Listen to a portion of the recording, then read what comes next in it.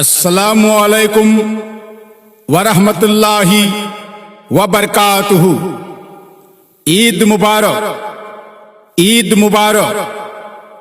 আগামী করল 31শে মার্চ সোমবার সকাল 8:30 রাঙ্গিরঘাট দ্বিতীয় খণ্ড পূর্ব সোনাই সেন্ট্রাল ঈদগাহ ময়দানে পবিত্র ঈদ উল ফিতরের নামাজ আদায় করা হইবে।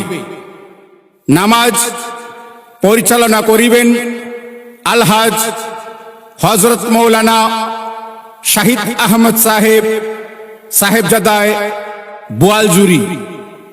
উক্ত সেন্ট্রাল ঈদগাহে আপনারা উপস্থিত থাকিয়া পবিত্র ঈদ উল ফিতরের নামাজ আদায় করার জন্য ঈদগাহ কমিটির পক্ষ থেকে জানাই আহ্বান।